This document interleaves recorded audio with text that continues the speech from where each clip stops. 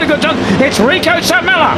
Yeah, Salmela's got the run. He's neck and neck with Carpe. Morelli looks to slot into third potentially. Uriarte, yesterday's winner, in fourth, all cleanly through. What about Valentin Peroni though? The 73 yesterday, another podium finish for him. He won the second race back in Mugello. Really such another star, much like Brian Uriarte. Through turn 6, Peter. Yeah, it is. It's absolutely. This is the fastest part of the circuit. In fact, it's up to 217 kilometres an hour, 135 miles an hour in sixth before you flick it left here, back to that was the quickest, and then the run back to the start and finish. Also, you get up into sixth gear.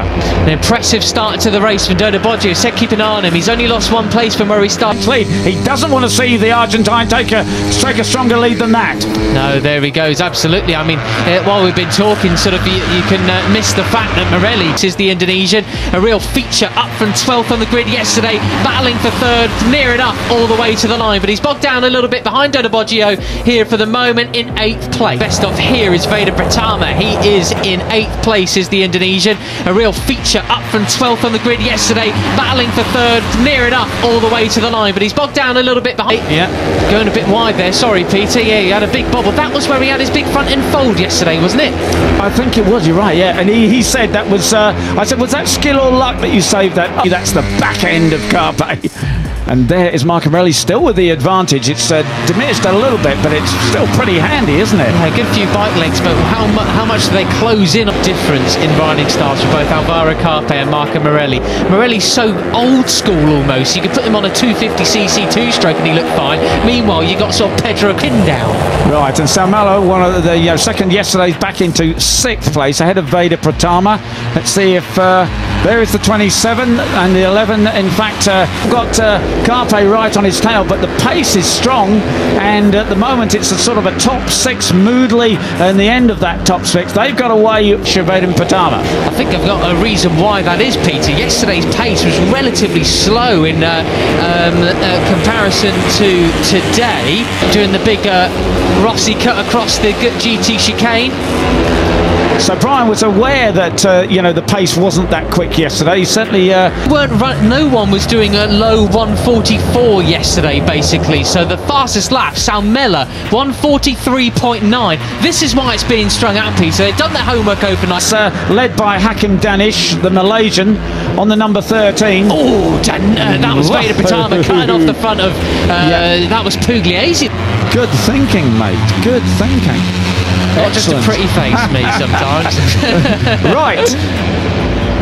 Look and at this, though. Argentina. They chase the leaders down. Can they live with that sort of pace? I'm not sure, but tyre wear will be a factor in this race. Yeah, and we just seen Daniel get a in this race. Yeah, and we just seen Daniel get a track limits warning. And as you say, the pace is hotter, the track temperature is cooler, the wind direction is a little bit different, and that's what one of them did. Didn't see who it was, but in this lead pack, somebody did that just a few corners ago.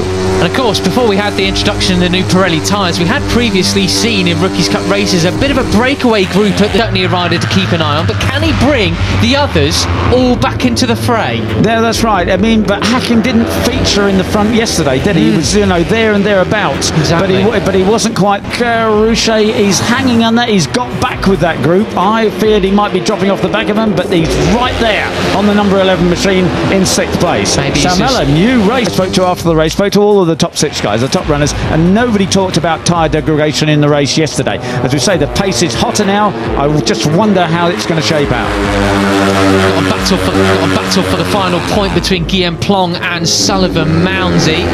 There's that he is leading that third group now then, because you've got positions in America as well, and it's going to more and more countries. So please take a look at the Red Bull Rookies website and see where you can see the Born Racers series. Watched on motorcycle racing, I've never seen such an insight into what really happens when the visors and the helmets come off. So look for Born Racers.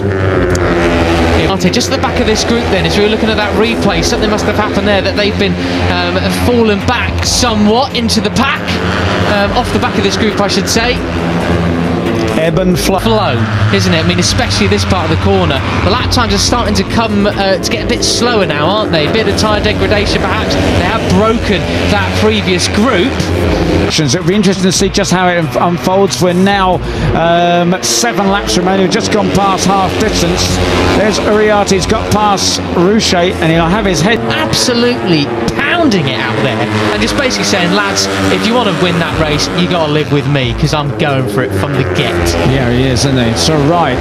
So now round first race in Le Mans, first race in Mugello. If Morelli were to win today, he would join them as a two-time winner so far this season. That's right. Same goes for Carpe and Peroni, because again, that's 144.178. Well, Peroni last time and Uriarte were just a bit quicker, but we're talking thousands wide. He's really trying to catch him up. I mean, you know absolutely that looking back at Moodley and Uriarte, there's no way they are holding anything reserve. Gotta be, yeah.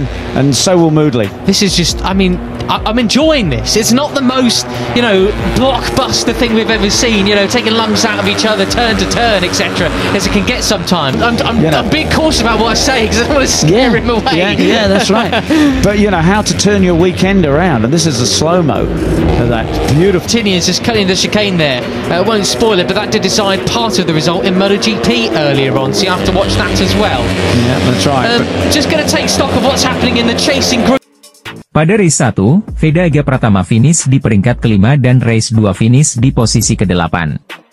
Atas hasil itu, pebalap asal Gunung Kidul tersebut untuk sementara menempati peringkat 8 di klasemen pembalap dengan koleksi 39 poin. Balapan terakhir di sirkuit Mugello, Italia, ada improve sempat 5 besar dan saya senang dengan hasilnya, ujar Veda Ega Pratama, Selasa, 25 Juni 2024.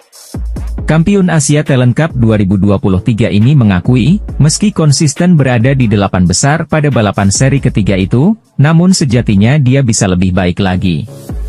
Tapi masih belum maksimal, masih banyak yang perlu dipelajari tentunya, dan minggu ini saya juga akan membalap lagi, imbuh Veda Ega Pratama. Pembalap asal Gunung Kidul, Veda Ega Pratama, akan tampil di seri keempat balapan Red Bull MotoGP Rookies Cup 2024. Dia membidik podium perdana di kejuaraan ini. Seri keempat Red Bull MotoGP Rookies Cup 2024 bakal dihelat di sirkuit Assen, Belanda, pada Sabtu, 29 Juni 2024, dan Minggu, 30 Juni 2024. Target ke depan semoga saya bisa podium perdana di Belanda minggu ini. Atau malah bisa nomor 1, ungkap Veda Ega Pratama, Selasa, 25 Juni 2024. Pada seri sebelumnya di sirkuit Mugello, Italia, Veda tampil cukup impresif. Dia finish di peringkat kelima pada race 1 dan finish di peringkat 8 pada race 2. Dengan catatan ini, pembalap berusia 15 tahun itu berada di peringkat ke-8 dengan 39 poin di klasemen sementara Red Bull MotoGP Rookies Cup 2024. Hasil itu lantas menjadi modal bagi Veda tampil di seri keempat di Belanda. Juara Asia Talent Cup 2023 itu berharap bisa konsisten di balapan selanjutnya. Pembalap Indonesia, Veda Ega Pratama terpilih sebagai salah satu peserta Red Bull Rookies Cup 2024. Ia promosi bersama wakil Asia lainnya, Jakre Ebhat Puetisan. Dorna tergerak memberikan akses langsung ke kancah kompetisi Eropa kepada pembalap muda binaan Astra Honda Racing Team itu berkat grafik prestasi yang meningkat. Dalam debutnya, di Idemitsu Asia Talent Cup, Veda berhasil mengumpulkan 3 kemenangan meski dibayangi cedera. Ia pun finish di peringkat ketiga klasemen. Pada edisi berikutnya, pembalap asal Gunung Kidul tersebut tampil lebih garang. Kemenangan telak dicapainya dengan koleksi 256 poin atau unggul 103 dari rival terdekatnya Amon Odaki. Ia memenangi 9 dari 12 putaran dan menggondol mahkota juara ITC 2023.